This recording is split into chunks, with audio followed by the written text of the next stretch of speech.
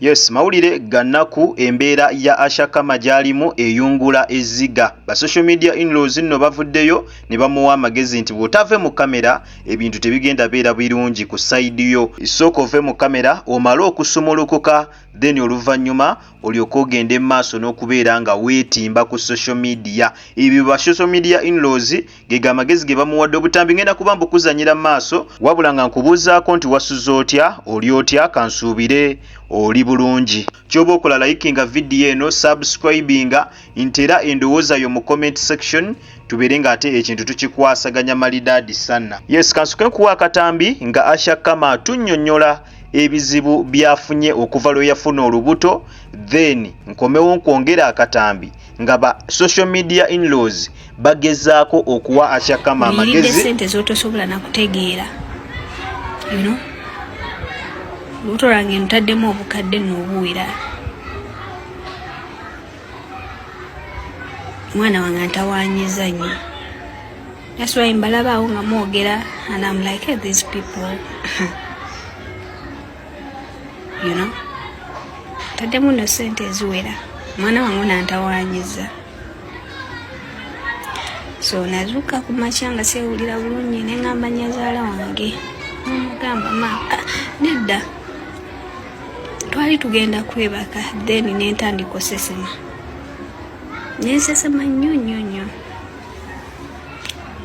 Nnyazaala wange nambuuza obadde ki ng'oli mu kusesema namugamba simanyi lwaki nsesema. Era reactingirawo mangu. Nangamba tugende mu ddwaliro, yambala tugende mu ddwaliro. Kati tulina ka clinic ke twagendako. Ne bampima pressure. Ne bampima buli kimu nga sirina musujja, buli kimu nga sirina. Nenga pressure eri wansi. Ate pressure ya wansi etta. Kati pressure ya wansi gye nali nnina. N'omusawo yagamba singa nali ngenze okwebaka that kirabika naalifiiriddeyo. So, ne banteekako chupa 2. Because twagenda sawa zalinga 4.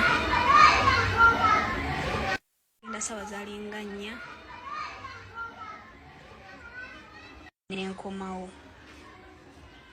Twakomawo sawa 8 gwa kiro. Neneebaka. Kumakya nenzuukuka nga ndi bubi nnyo. Muzaala wange n'antwala ku ddwaliro eddala eddene.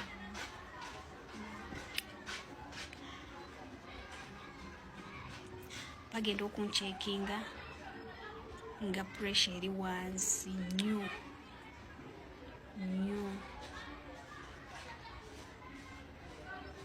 Kati pressure eyo yali etandise okupushinga omwana wange ofuluma.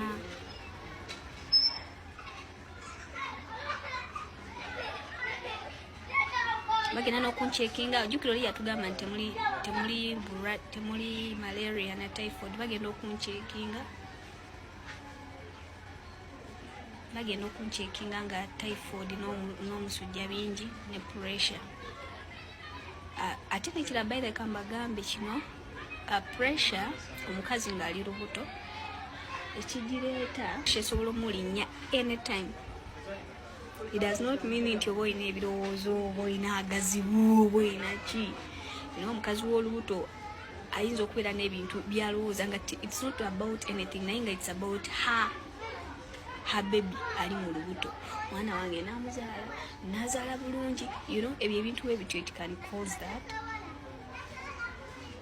So ne banteekako chupa 10 n'ezo. Kati woteekako n'eziri eri ze nasooka ze chupa 10 n'ezo 14. Ng'olabye n'ebizibu munnange. Naye ebizibu ebisinga mu byereetera Usher Karma omuntu lwakyusa ku mbeera n'agenda mu mbeera abalala eyinza obbasanyusa. Manya abalala ayinza obbanyiiza nga ye musanyusa ava mu kamera. Ava maaso g'abantu. Ne bwoba ofunye mulimu gukusasula bulungi nnyo ne bakuwa kino ne bakuwa kiri okubirizibwa okusooka okuva ku kyalo w'obadde nga toyina mulimo. Ogenda okyuseeko embeera ogenda mu bitundu ebipya. Naye gwe n'ofuna olubuto n'obeera ku social media, olubuto lwe lwafuuka content. olubuto nate ddwe luyina levo yalo olubuto tebalulagalaga kyovulaba mu Buganda mwoli omukazi bw'afuna olubuto akyusa n'ennyambala nanko kwambala agagoye aganene ng'abantu tebamala gamulaba olubuto tebasobola kulubala nti lwa myezi bwegiti nemmwe muli baana bato social media eboonoonye temuyina ababuulirira mukuze muli bwe mutyo bwakadaama bye bigenda ottawanya ne Fibi obanga omusajja temuzannya buzannyo content omusajja oteeka waaki mu mawulire buli kaseera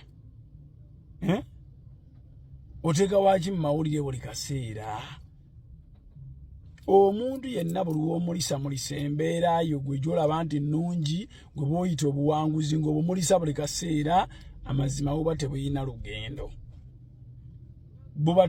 lugendo teekawo abiri Fibi bw'oteddeko bw'otaakaabe media ejja kusekerera Usher Karma olaba n'ensolo bw'eba ezaala abaana ne bagisongasongamu nti yiyo omwana emuzaala afudde ebintu ebimu mukule nga mukyali bato muyige muve mu mawulire mu bintu bwe bityo si buli kimu nti kyagenda ng'oyolesa ensi teyagala kumanya wabula eyagala kusunga ensi teyagala kulaba wabula eyagala keneka ensi teyagala kusanyuka wabula eyagala kusekeekerera gwe zeyita enseko nti musekera wamu baba kusekeekerera eyo nno yembeera nga bweri ku social media. Usher Karma afuuse Usher Karma. Abantu ab'enjawulo bavuddeyo ne babeera nga bamuwa amagezi nti Usher Karma va mu kamera, si buli muntu akulaba n'ekintu ekirungi kati ng'olubuto ng'olwo nti abeera musanyufu. Mubeeramu abanyiiga, mubeeramu abaloga, mubeeramu abayinza okukola ekintu ekikyamu ky'olifa teweerabidde. So Usher Karma kyandibadde kirungi n'ova mu kamera. Geega amagezi abantu ab'enjawulo ge bali mu kubeera nga bawa Usher Karma, lwakuba Usher Karma ali mu bawa level. Buli avaayo okubeera nga amubuulira ebintu ebifaanaganako bwe bityo, avuma muvume, asabula musabule. Gwe kasita obeera ng'omuwa amagezi agafaanaganako bwe gatyo, mbuva mu kamera, ebintu ebimu olina bikuuma nga biri private. Akasita omugamba ebintu ebifaanaganako bwe bityo, muba mugenda kwambalagana, muba mugenda vaawo bubi. Abasinga bagamba tekagambwako, abasinga bagamba akakazi ako tekagambwako, naye munnange ye bw'atyo bw'ali. Kati ekibuuzo kino njagala nkirekere mmwe abalabi abalaba channel yange ne yagika media era bali ku video eno. Gulowooza kyandibadde kitya? Kyandibadde kyetaagisa omuntu n'alivinga obulamu bwe nga bw'ayagala, nga bw'olaba Usher Karma buli kimu n'akikuba ensi, buli kimu n'akiteeka mu kamera? Oba wandibadde weetaagisa okubeera ngawo privacy? Wandibadde weetaagisa okubeerawo ebintu ebimu okubikuuma, okubitereka nga byakyama nga bya munda? Njagala ogende mu comment section. Buli omu alina eddembe ly'okulivinga obulamu bwe nga bw'ayagala, kasita abeera nga talinnyirira ddembe ly'abantu balala. So Usher Karma lino ddembe lye okubeera nga obulamu bwe abuteeka mu kamera, abuteeka abeera abulabisa buli kaseera. Naye gwe ng'omulabi njagala ogende mu comment section otuwe endowooza yo. Gwe olowooza Usher Karma mutuufu oba mukyamu? Olowooza Usher Karma kino kyakola ekyokubeera nga buli kimu akiteeka mu kamera, olubuto alutadde mu kamera kuva nga lukyali luto mpaka kati we luli, kituufu oba kikyamu? Yandisaanye okubeera nga ebintu ebimu abikuuma nga byakyama? Olowooza ebintu ebimu yandisaanye okubeera nga abifuula nnyo private? Oba waddembe okubeera nga yeerabisa, yeemulisa, waddembe okubeera nga akola kyayagala? Njagala ogende mu comment section butereevu obeere nga otuwa endowooza yo. Naye nga bw'olaba abantu ab'enjawulo kati nga Godfather omulabyeko yavuddeyo n'abeera nga ate awa Usher Karma amagezi ti ebintu ebimu yandibadde munnange abikuuma nga biri private. Tiyakomye na Usher Karma n'agendako ne ku Fibi tumumanyi bakava mu mikolo, naye n'amuwa amagezi n'amugamba tewali nsonga lwaki yabadde aleeta omusajja mu kamera. Yali bikomezza eyo nga byakyama. Kakati gwe ng'omulabi wandiyagadde olivinga obulamu obuli private oba wandiyagadde okulivinga obulamu nga buli kimu okikola nga bw'oyagala, nga buli kimu okiraga ensi, okikuba ensi? Genda mu comment section otuwe endowooza yo. Obutereevu nyongera okujjukiza nti obadde kujjika media era nga gwe nawe natana bakulabika nga osubscribinga gena maaso subscribing oliking okomenting ate era osharing terabira kutaninga on notification bell yo. Butereevu ojja kubeera nga ofuna notification buli lwembeera nga nkutereddeyo video empya. Nakugamba wosanga kalangu onawuna toka skippinga kubanga engiri gyonzo okulabika nga ate munnange osupportingamu emirimu gyange gino. Kwataawo mu kigalo botere video ino ojja kubeera nga ogimperedde like mu abatobera ebweru w'eggwanga kusana mmwe abatobera ne waka mu ggwanga Uganda. Nyongera okubebaza nti mwebale nnyo mwebalire ddala temujjanga okwo omukama abampera ekyo kyennyini kyemusingira ddala okwagala. Weekuumire bwekuumizi kujjika media tukyakomawo n'amawulire amalala mangi nnyo ddala. Ky'oba okola likinga video eno subscribinga ntere endowooza yo wansi mu comment section ne bw'obanga olina kyonna ky'owabula kintere butereevu mu comment section. Saawa eno munzikirize mberekereze naye gyekuumireko tukyakomawo n'amawulire amalala mangi nnyo. Kale mweraba, bye.